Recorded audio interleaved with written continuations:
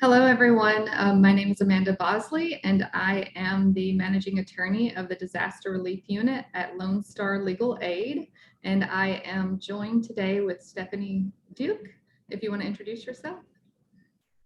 Hi, everyone. My name is Stephanie Duke. I'm an attorney with Disability Rights Texas and here to help with Amanda with this law talk today.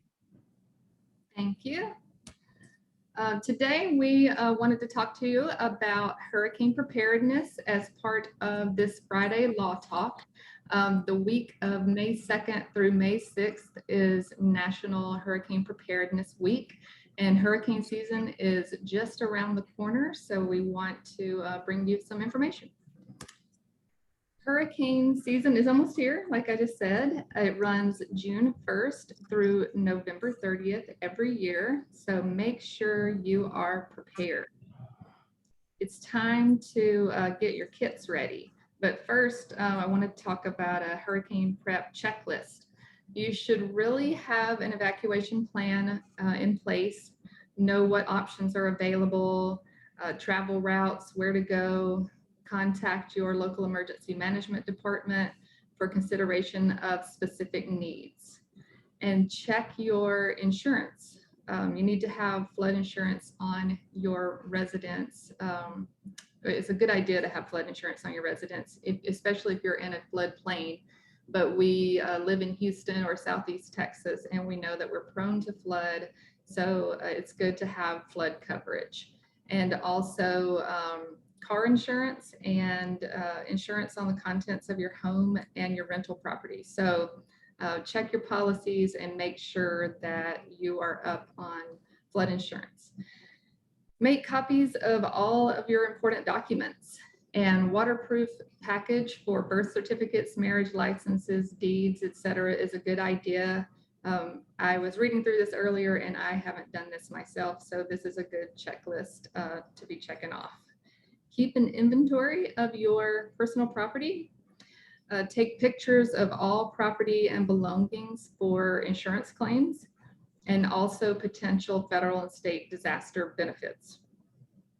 Keep your gas tank topped up.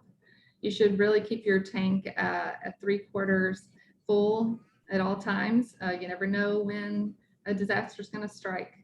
Back up your computers. Keep a copy of important information digitally, and protect your homes.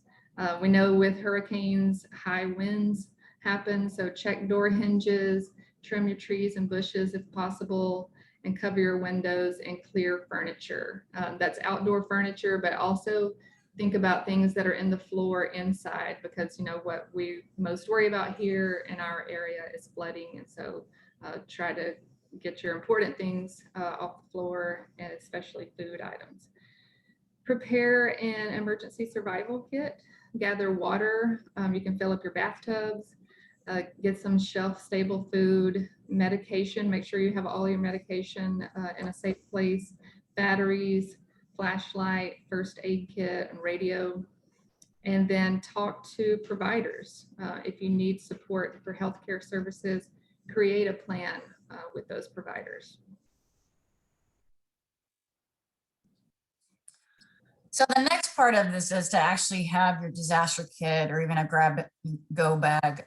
But even before you get to that, you need to be able to establish for yourself or your family what the variables might be that trigger either an evacuation or sheltering in place. Now, the evacuation may be mandatory, so you may not have a choice, but you need to consider the things that you will need to stay shelter in place safely if that happens. And if that can't be done, then you need to know what your evacuation plans are. But so after you determine that, you may need a grab and go bag like we're talking about, or food, stuff. So that's what this list is here to delineate.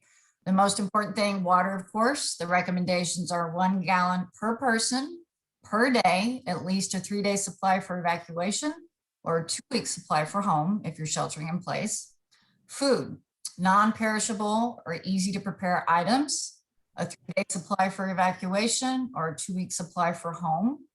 Flashlight, battery powered or hand crank radio, usually an AM radio is best. Extra batteries, a first aid kit, medications. The recommendation is 7-day supply or any medical items, and also to know what your options are for emergency refills. So talk to your pharmacist about that. If you are sheltering in place and need a backup supply, or if you may be potentially relocating. A multi-purpose tool like a Swiss Army knife, sanitation and personal hygiene items or any necessities that you may need.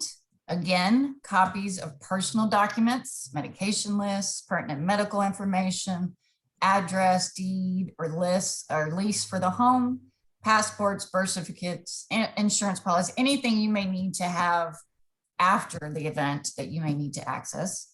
Cell phone with charger, family emergency contact information, healthcare contacts, extra cash, possibility that ATMs might not be operable. And then for pets, service animals, or emotional support, anything that's needed as far as food, water, and supplies for them as well and their safety. Then the next thing is specifically for transportation. Now, if you rely on public transportation, stay up to date on whether those services will stop during a weather-related emergency, and if transit will be provided for evacuations to even a different location or to emergency sheltering operations. But if you have your own vehicle, these are the tips that you need to be aware of if you're going to be on the road and traveling. The first and most important thing is if you see water, turn around, don't drown, find a new route. Also to have in your car, bottled water and non-perishable snacks, jumper cables, flares or reflective triangle, a car cell phone charger, first aid kit, the multi-purpose tool, a blanket, a map, which I know with cell phones now, we all rely on Google Maps, but I actually still have a key map in my truck because my dad gave it to me. Because if you're in an area you don't know and you don't have access to your cell phone, you have to go to the old school way to be able to find your way around. Fire extinguisher, most cars come equipped with them now, but make sure you have that. And then be sure to check all the fluids, especially oil, antifreeze, and transmission fluid. Small battery powered fan, family and emergency contact information, and then make sure your registration is up to date because all remedies begin with your compliance, and then extra cash or fuel for your car if it is safe for you to carry that extra fuel in your vehicle as well. All good tips for your disaster kit and your car kit. So flooding is inevitable, so you need to protect yourself. For owners, you need to have homeowners and flood insurance. Make sure that you have both if at all possible. Know what resources might become available. If the disaster is so bad that it becomes a federally declared disaster, then FEMA funding and assistance will become available. And further down the road, CDBG DR programs, that stands for Community Development Block Grant Disaster Recovery Funds, and also local resources. Identify potential contractors you may have to use to vet business practices and reputation.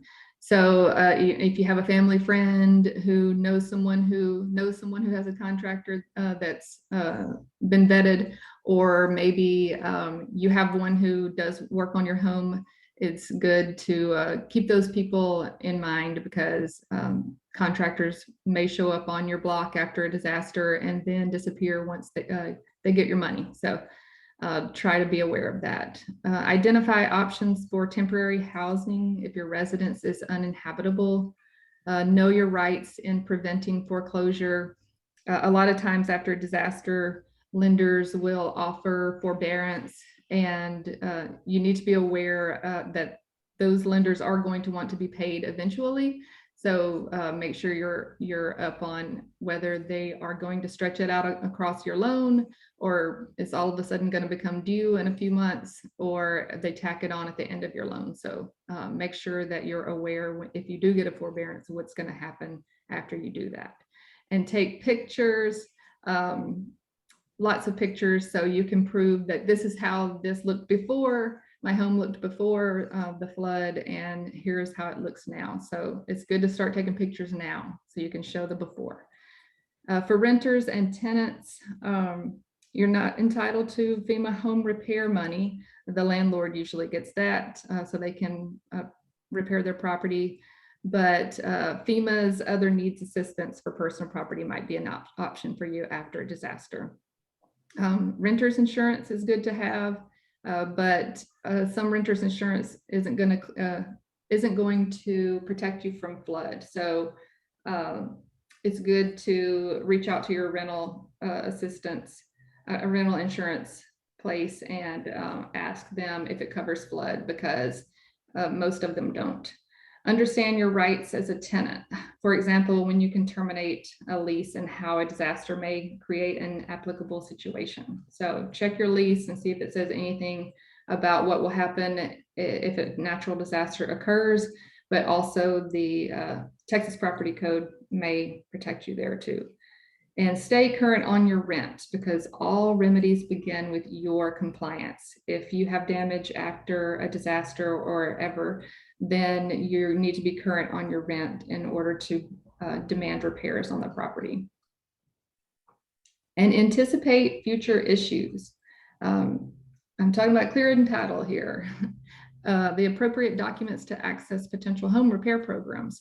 So you would need to know who actually owns your home, whose name is on the deed. And if you live in a home that you inherited from someone, then it's good to get that property into your name so you're able to get assistance when it becomes available after a disaster. Flood and renter's insurance. So check the floodplain zones and also FEMA requirements. If you've received FEMA assistance before, then you are required to carry flood insurance on that same property. Save important documents to the cloud. Scan in or email pictures of documents to yourself, and property documents, important legal documents, and identification. These are just some examples that you should have on your computer somewhere, or in an email that you could access from another computer if the one you have at home gets damaged. If you're someone who is transportation dependent, power dependent, or healthcare dependent, have conversations with providers to determine options and make a plan. And make sure everyone has access to their personal information and family's information.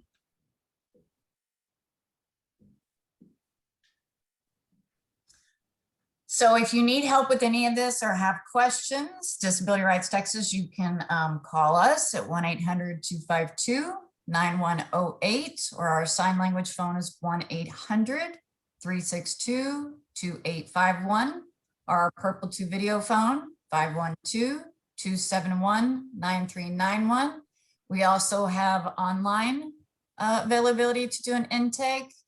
And then also we have a whole page dedicated to disaster preparedness and questions that might be answered on our website. Awesome. And for Lone Star Legal Aid, if you need legal assistance, you may call us or apply online. Our phone number is 1-800-733-8394, or you can apply online. It's www.lonestarlegal.org. And thank you for watching our Friday Law Talk on hurricane preparedness. And thank you to Stephanie Duke from Disability Rights Texas for joining me today. Thanks for having me.